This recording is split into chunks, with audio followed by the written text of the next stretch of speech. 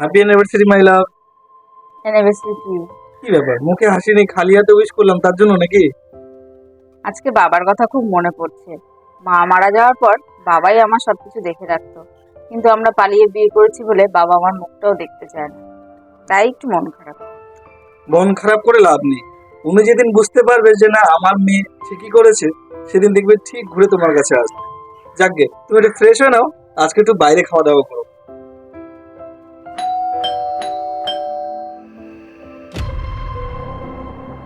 আরে বাবা, তুমি কেমন আছিস মা? আসো, ভিতরে আসো, ভিতরে এসে কথা বলো। এই পূজা, অল্পটুকু খাসির মাংস এনেছি, নাও তো। এই জানো তো, বাবা এসেছে। কোথায়? এই তো এখানেই আছে।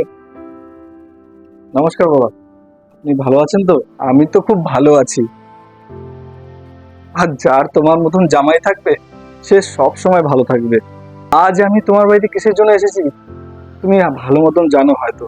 যতটুকু আমার দ্বারা হয়েছে, আমি সেই টাকাটাই তোমাকে দিতে আসলাম। এটা তুমি রাখো। না না, দরকার নেই, বললাম তো তুমি রাখো। তুই জানিস, আমি যতবারই অসুবিধায় পড়েছি, তোর স্বামী গিয়ে আমাকে সাহায্য করেছে, কিন্তু কোনোদিন বুঝতে দেয়নি। আমি যখন খোঁজ করে দেখলাম, তখন দেখলাম সবকিছুর পিছনে তো ওই ছিল। ওর জন্য বাধ্য হয়ে আজকে আমি তোর বাড়িতে চলে আসলাম ছুটে। তুমি এত কিছু করতে, আমি তো কোনোদিন বুঝতে পারিনি। আমি জানি যে তুমি তোমার বাবাকে ছাড়া থাকতে পারবে না।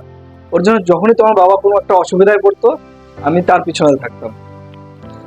তা আমি তো আপনার ছেলে নাকি? আমি শুনেছি নাকি জামাই নাকি বাড়ির ছেলে হয়।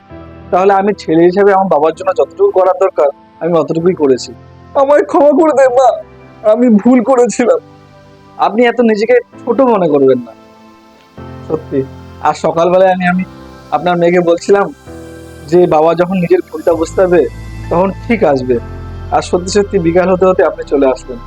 এক কাজ করেন, আপনি আমাদের সাথেই থাকুন।